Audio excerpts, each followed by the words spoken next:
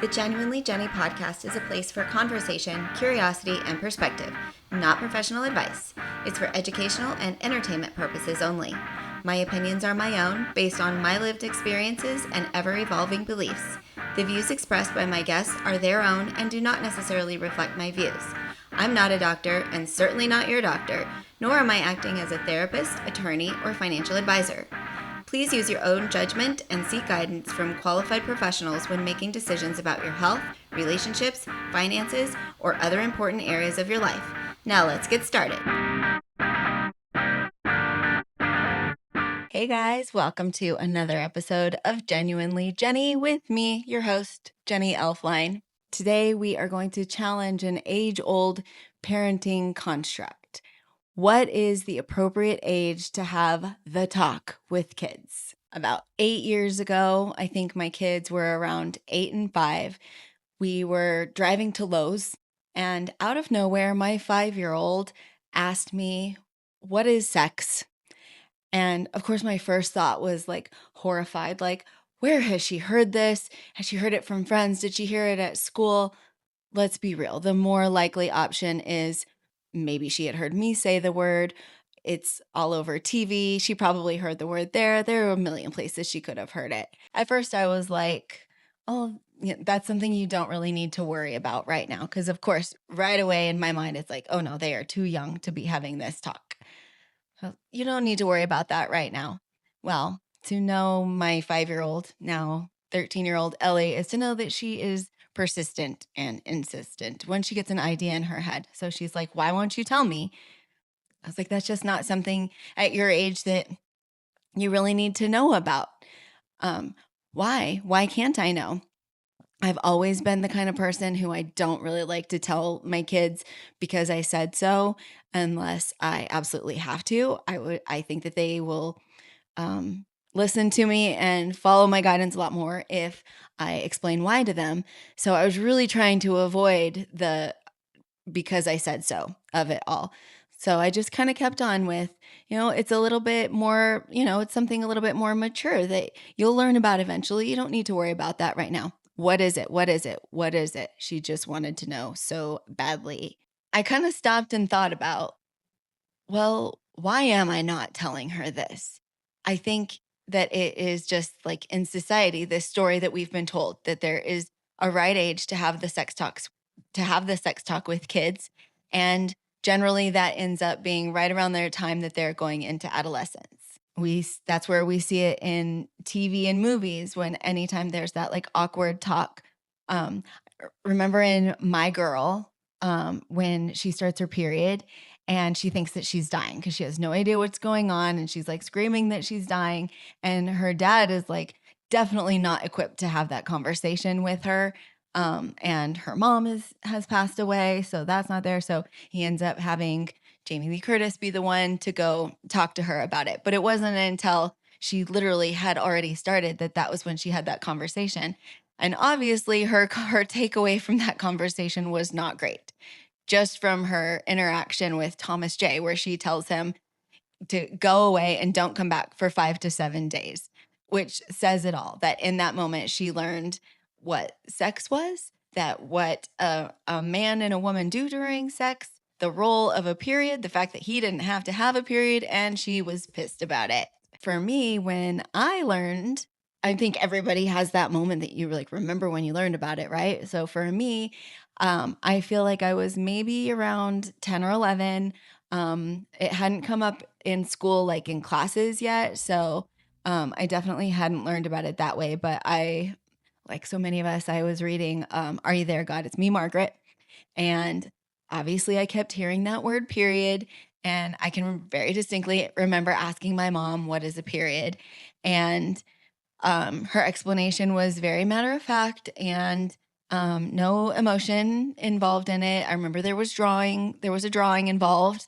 Um, and then right after that, she made me watch that terrible movie, The Miracle of Life, where there's like, I feel like it like follows this woman through her pregnancy and it like shows like actual video footage of like the you know what and the you know what. And it was so disgusting, terrible quality video. Like it was horrible. Aside from that, the only real conversation that we had around it was that she made me promise her that I would not have sex until I was out of high school. And she told me that if I did, and if I were to get pregnant, that I would be the one who had to tell my dad that information. And I would have sooner died than to talk to my dad about something like that. Definitely to tell him something disappointing. So that definitely weighed on me.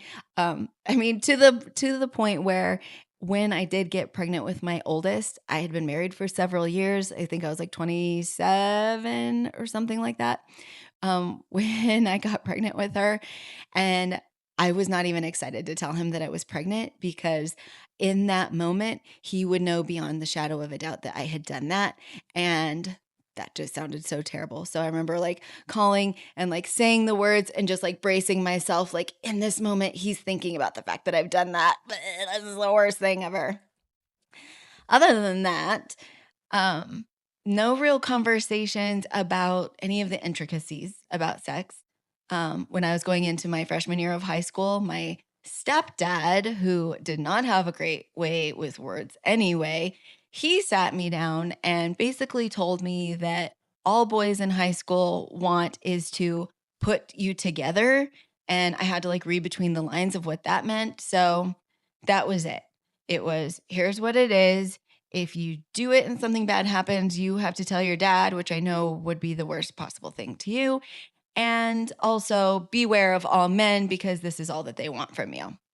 That was it. And I think at that time, even if she had wanted to have a conversation with me about the intricacies of like sex and the emotional side of things, I don't think I would have been willing to hear it because already it was terrible. I don't want any part of this. And I think that that's kind of unfortunate. But I think that there is this perception in society that that's just when you do it. You wait until the kids are getting close to puberty, wait until adolescence is right around the corner, and that's when you have the talk at the last moment possible. I feel like it's always one of those things like when two people love each other, blah, blah, blah. Or even if you're coming to it from like a faith background and it's coming from the direction of this is something that you don't do until you're married, it still is this like one singular talk where both sides are reluctant.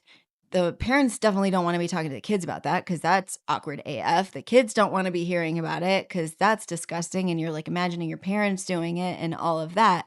But it's just this one singular talk that is supposed to encompass like all of it. And who was it that decided that those were the parameters that this had to be handled? Why in the world would we choose the most awkward time in someone's life to discuss something that is the most awkward topic to discuss? So the real question is, why did they make that decision to wait? Why do we as a society wait? Probably there are some pros to waiting. When they're closer to puberty, maybe they do have a greater capacity for all of the nuance of it, to be able to talk about emotion and intimacy and desire and safety, depending on the child. Maybe if they're a little bit older, they'd be more willing to ask questions. That was definitely not my experience as a child. I did not want to ask questions. I just wanted to get the F out of there. But maybe some kids too do. I think also maybe a pro is that it's a little bit more relevant to their life. So maybe they're more willing to retain the information that they're learning because it is something that has to do with what's happening to their body at that time and physical and emotional feelings that they're having at that time. So maybe they're a little bit more willing to absorb that information. But all of those things being true also make it a worse experience. The fact that they can relate to it more makes it worse for a kid. The fact that they do have hormones already rushing through their body probably makes it worse for them.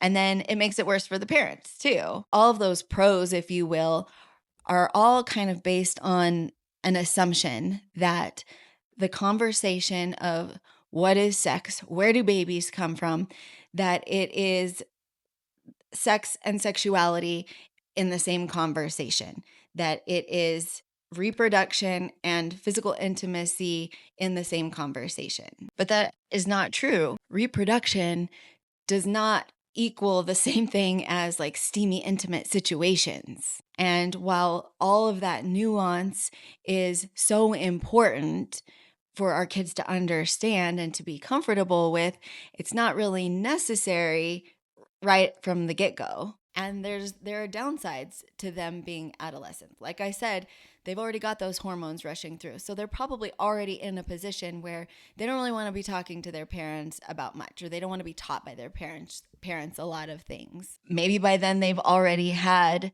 romantic encounters. I mean, even I remember like kids holding hands in like 5th grade. Definitely in 6th grade, people had like boyfriends and girlfriends. So at that time, when they're learning about that, they're already sort of piecing together that we're talking about like these friends of mine who are coupled up, or I hear that information, I have a crush on this guy. And like, so that means me doing these things. It's also the time in a kid's life when they start to be more aware of themselves through other people's eyes. So now I'm learning that people are doing this. Oh my gosh, now if I have a boyfriend and we're holding hands, are other people thinking that we're doing this? And while all of that could be more relevant, it could cloud their objectivity and willingness to learn those very basic things about how it works and the safety and mechanics and all of that stuff. They may not be even able to hear any of that because they're just totally clouded by all of that other noise that surrounds it. And I think it definitely makes it harder for a parent to talk to an adolescent about it. And if we go back to the original question of why do we wait, I think it also feels like it's an inappropriate thing to talk to kids about. But why? Back for me on that day, and when I was trying to decide how I was going to handle that situation, I think I just thought in that second, like, there's nothing bad. Like, the biology of it is not a bad thing. It's not anything to be ashamed of. Like, it's just a thing. And if I remove that whole emotional side of it and I just tell them exactly what it is, what's bad about it? What's the awkwardness of it? And so that is exactly what I did. I just told them exactly what was happening. We were all still sitting in the car in the Lowe's parking lot, and I was in the front seat and they were in the back, and I had my head turned around and just told them all about it. And they both just kind of sat there with their like little jaws open and making like ick faces and like what the heck faces. And you could tell that they thought like, what are you telling us? But it was definitely not a situation of this is so embarrassing that mom is talking to us about this. It was just like, what in the world do you mean? And one of them said, you and daddy have done that twice? And then they knew that I had had a miscarriage. So I was like, well, don't forget about the other baby we lost. And they were like, 3 times you and daddy have done that 3 times? Yes, I have. Me and daddy have done that 3 times. That is true. They're like, why would you let him do that to you? Like, it was just so like, that is completely crazy. I am never doing that. No one is ever going to do that to me. And I think I did mention something like, well, you might change your mind about that.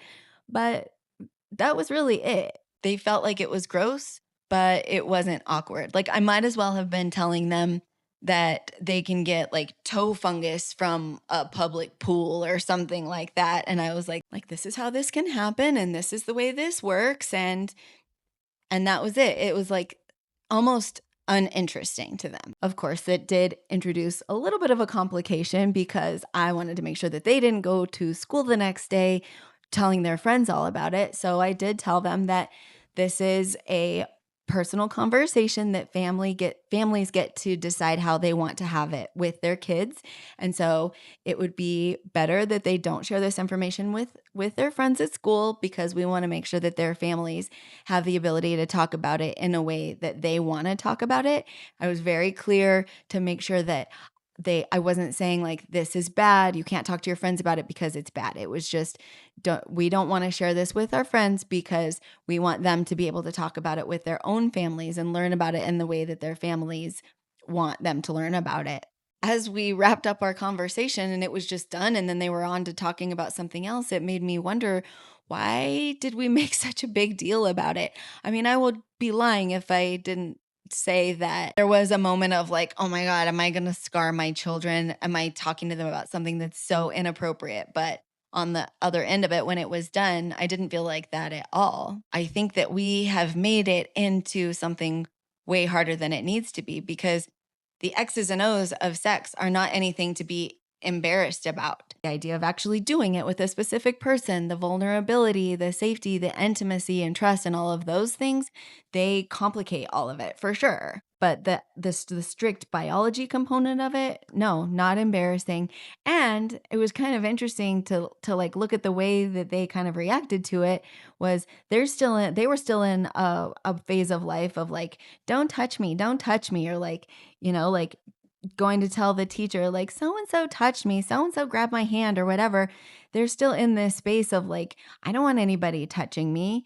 And that was actually kind of like a good thing that they were able to be like, that is a thing that people do. Well, I definitely don't want anybody doing that to me. Like, this is my body. Why would I let anybody do that to me? Then, as time progressed over the next 8 years, our conversations were able to progress. It was like, without even realizing it, I had paved this road to a gradual understanding of one of the most complex things in our lives. Because that basic biology part of it had already been covered, as they've aged and they've experienced new things, we've been able to have still age appropriate and experience appropriate and perspective appropriate conversations.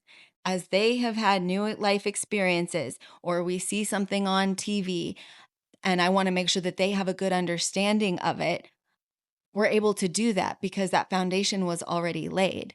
I always want my kids to understand the complex things about life from me, because I want them to come to it the way we teach our family, the way our family handles emotions and big things about life. I want them to learn about those things in the safety of our house and through the lens that I want them to understand things. Of course, I want them to have perspective from things all around them, but that foundation, I think that that's my most important role as a parent, is making sure that they get those foundational ideas through the lens of how I want to raise them, and down the direction of the type of people I want them to be. And it also made it a lot easier to talk about physical boundaries with people, being able to do it a little bit at a time. I remember asking them one time, like they were probably a little bit older, but maybe not that much, but saying, would you let anyone from your class come over and stick their finger in your nose? And of course, they were like, no, that's crazy. Would you let someone come over and stick their finger in your ear? Obviously, the answer is no, that is crazy. Well, would you let them stick their that in your that? Absolutely not. And I want them to have that mentality. I want them to have that feeling of like this is my body and I get to choose who gets to do what with it. Because they were already like a little grossed out, we were able to talk about the safety component of it also. I remember talking about, that disgusting, I don't even know if it's true or whatever, but that whole thing about like you get pink eye if someone like farts on your pillow or something. I don't know if that's true or not, but it still was an example that let me talk to them about having safe sex. Would you let someone come and fart on your pillow if there's a chance you're going to get pink eye from it? No, the answer is obviously no. Well, there's way more that can happen from letting other people come over and get in your business that other way. Is that worth it? No, obviously not. Another great conversation that we have had has had to do with, or giving them sort of the permission and encouraging them to trust in themselves and to believe that they have the right and they also have the responsibility to have conversations about sex with a partner prior to having sex with them, and asking the fundamental question: when you have a partner, if you don't feel comfortable having a conversation about sex, when, where, why, how, should you really be actually doing it with them? If I just came to them all at once when they were 11 or 12 years old and I was like, here's all this information. This is what it means to have sex. Now you're already imagining all of these terrible things. and now let's start right away talking about all of these other little pieces of it. Heck no, they're going to want no part of it. But each time an opportunity presented itself to talk about new things, we would talk about them. We could even talk about it from our faith perspective. I think that everybody has their own perspective and outlook on this. But like I said, I've never been the type of parent to just say because I said so. And so we talk about that God is also not a because I said so type of guy. If there's something that he wants from us or wants us to abstain from, it's for a reason, and reminding them that God gave them their body as a gift. That is the most important gift that they'll ever be given. And someone has to be very special and deserving and worthy for them to be willing to share their greatest gift with someone else. And that's what God wants us to think about our bodies. Again, I'm not preaching to anybody. That's a personal choice. That's a family conversation.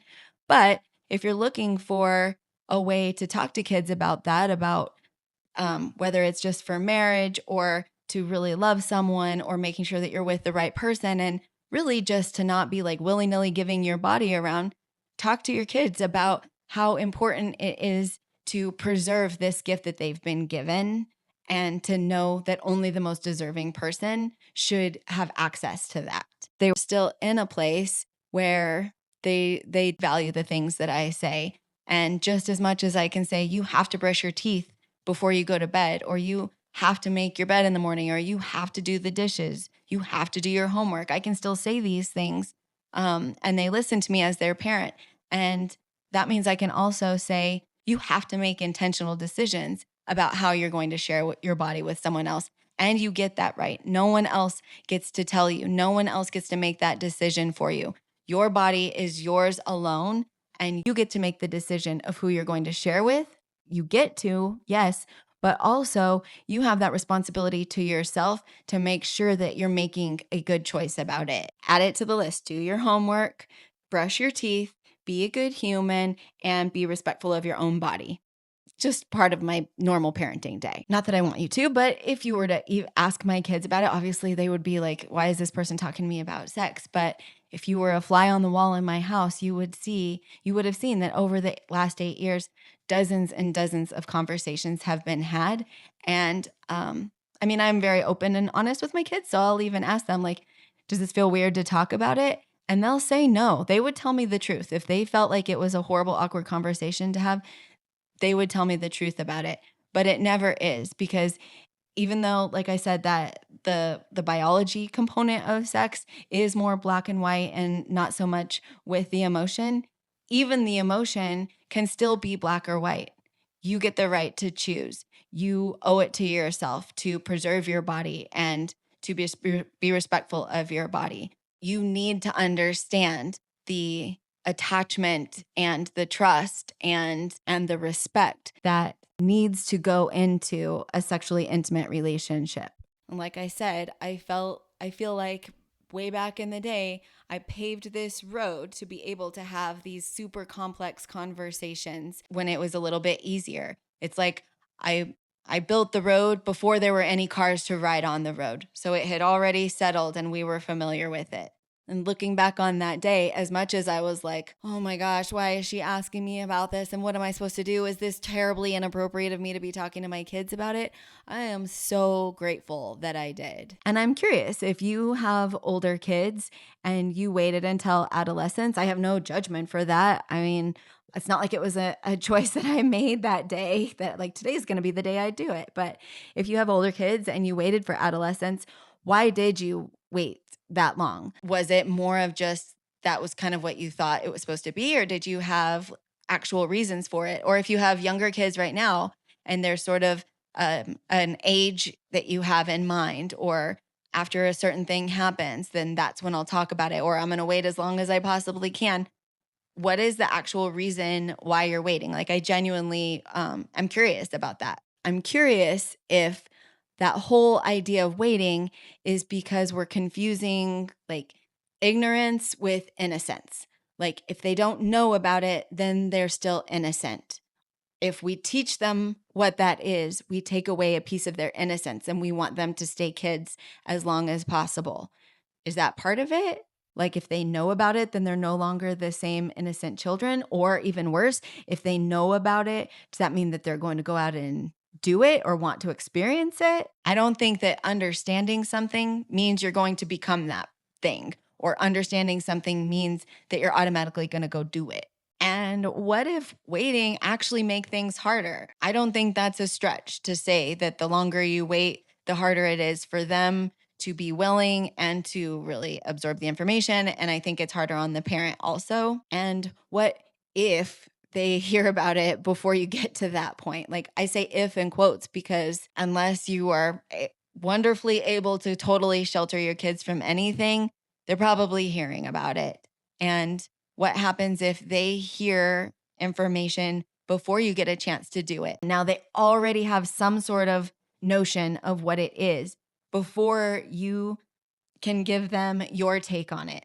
They're learning about this thing now that at the young ages could be super gross or whatever, and they're learning about it out there instead of learning about it in the safety of your home or your family. And I think an even better question is, are you avoiding it because of your own discomfort? Like that whole waiting till the absolute last moment possible, or waiting until it automatically comes up because that conversation is going to be so difficult and so it'll be uncomfortable for you.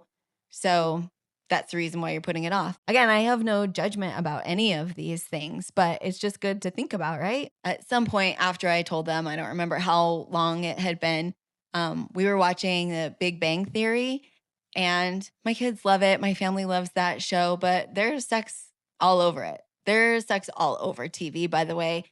I don't know when the last time you watched Golden Girls is, but like almost every single episode is either totally about sex or at least includes sex. So good for you. Congratulations if you don't watch sitcoms with your kids.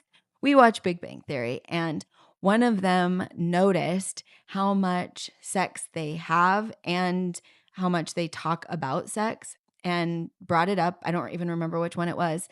Um, but when they said it, they were like grossed out by it, and not in any judgmental way, but they were like, why are they doing that with so many people? Why would they let so many people do that to them? And I do feel like it was still kind of while we were like easing our way into things. But there was a piece of me that was like, wow, I'm really glad that they do have that perspective. Eventually, we'll get to a place where we are able to talk more about choices and intimacy and desire and things like that. We will definitely get there. But in that moment, I was really glad that they had the perspective of why would you let so many people, or why would you let someone you hardly know get to experience that piece of your body? Or even for them, it was like, do that to you at that time. And I think it's a perfectly valid question. Like, for sure on shows, like people are just out there doing it all over the place. And we don't really think much about it because it's funny or it's good entertainment or we're watching these romances unfold. But through their eyes, they're like, why would you let so many people do that? I kind of liked it. Every parent has to make the best decision for their kids. Every parent knows their kids way more than I do. I am no parenting expert, but I do feel pretty good about our experience. And just something to consider is that you may not want to wait till rush hour to build that road. Thanks for listening. We'll see you next time.